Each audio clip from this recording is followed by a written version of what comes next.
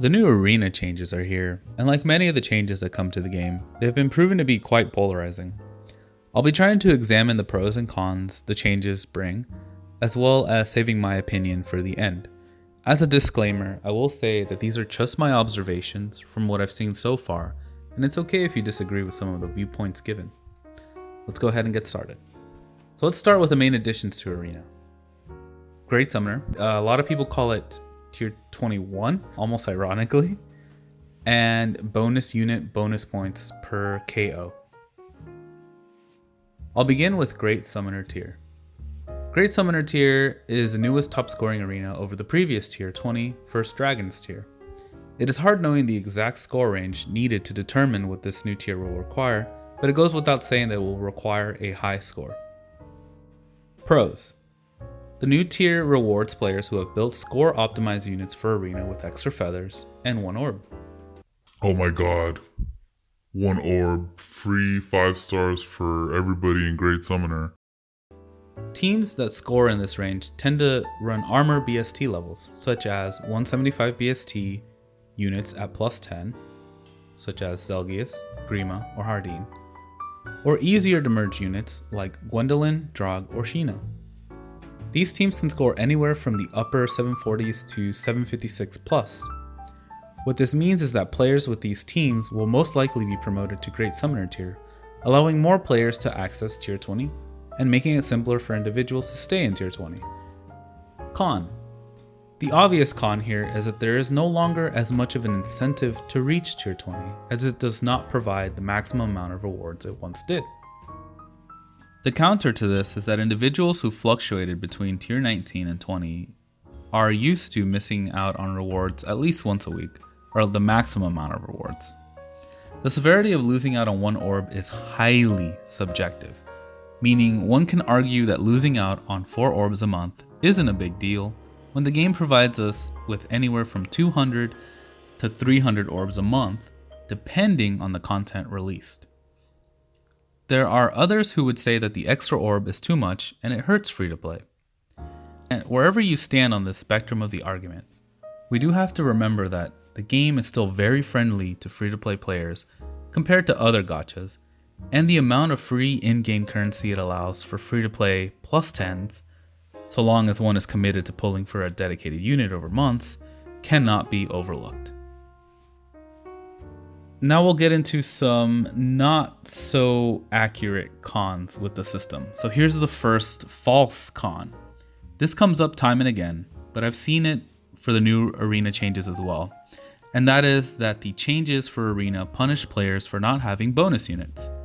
Access to Fjorm, Sharina, Alphonse, and Anna negate this point, as do the bonus points they can secure to make up for the lack of merges.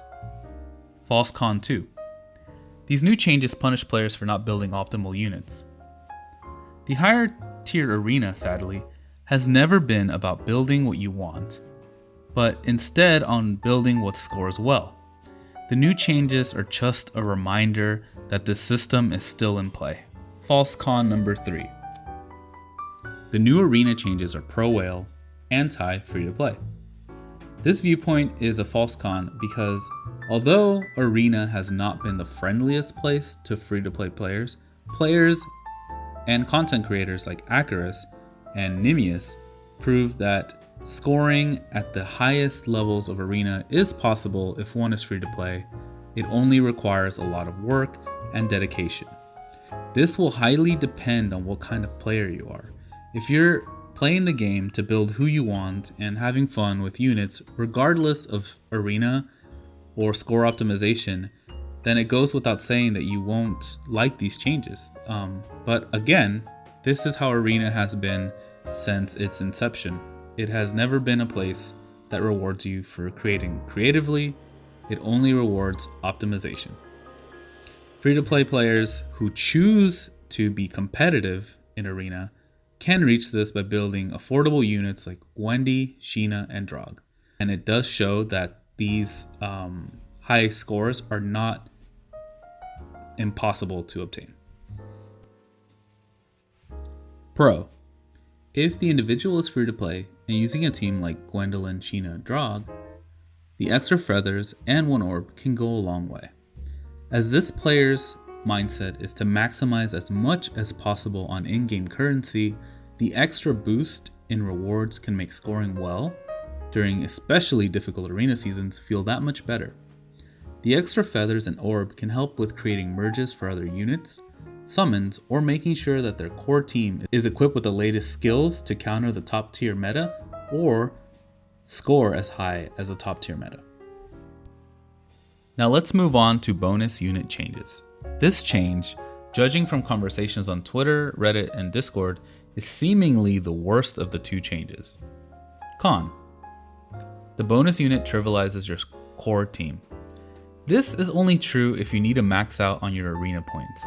I'm not entirely sure what tier most players are in, but if they need 60 points, which is the maximum total points, from 5 matches of bonus unit KOs to secure the next tier, then this point does stand.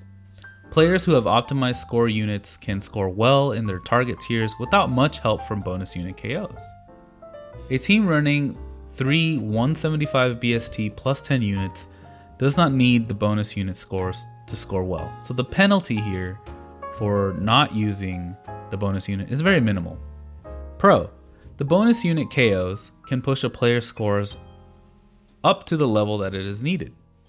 On the bubble is a term that people use when they approach a desired range or goal but can't clear it by a short margin.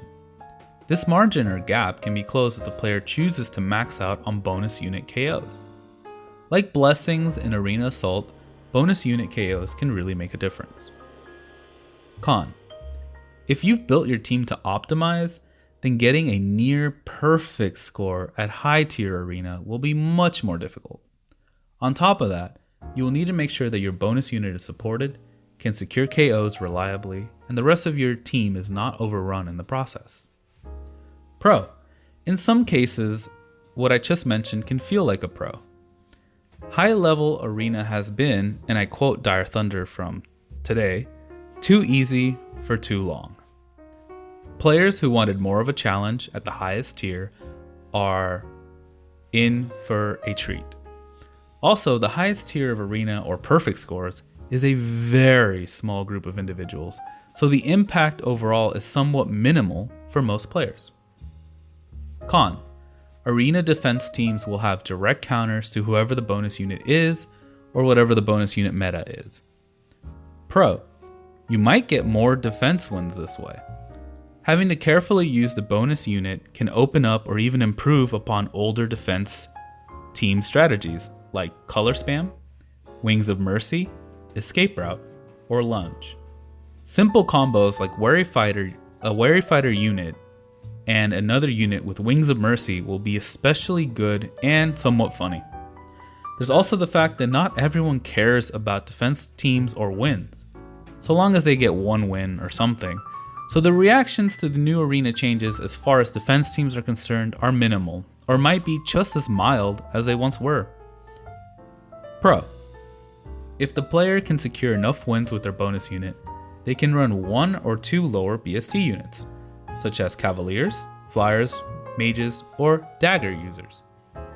This will require careful planning and a little bit of math, but the potential for added flexibility to team composition is refreshing to say the least. Okay, now it's time for my perspective. As a player who's put a lot of resources into Arena, the changes came a bit abruptly. Like the blessing system, it made me worry since my usual strategy for scoring had to adapt yet again. However, I also found that change to be welcome. The game state cannot stay the same. It would just feel redundant at that point. The changes invite changes to team composition, focus on supporting the bonus unit, and letting them take center stage, while also upping the difficulty when going to high score arena. I'll definitely be a bit salty if or when I have to use the Asker trio as my bonus units. But honestly, a matchup between an unmerged underdog and a plus 10 behemoth is the kind of content I live for. I look forward to streaming these matchups in the future. The extra rewards are almost negligible in my case. But for free-to-play players who play competitively and use what little resources they have, I feel it's a great compensation for their hard work. My team composition won't have to change much, though I am looking forward to adding more chill and tactic skills, as supporting the bonus unit is low-key becoming meta-defining, depending on what my meta is. Lastly, I feel like Arena is only one mode of gameplay, and far from the best one. A great deal of individuals do not care for it much, and that's okay. For me, the appeal of Arena only comes from the fact that it is consistent content that provides somewhat of a challenge and is fun noticing the changes for different metas, at different tiers and so on. It can sometimes feel like watching meta history. In another way, Arena does run counterintuitive to what the game promotes, that being building up and merging your favorite units.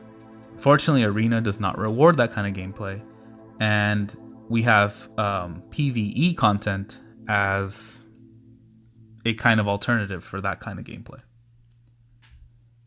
I hope this video provided some perspective into the new Arena. I'm sure there's a lot of stuff I missed, so feel free to point it out in the comments section. How do you guys feel about the Arena changes? Also, do you like video discussions like this? They are somewhat rare to my channel, at least in non-collaborative discussions. Let me know in the comments. As always guys, play how you want, and best of luck in your future summons.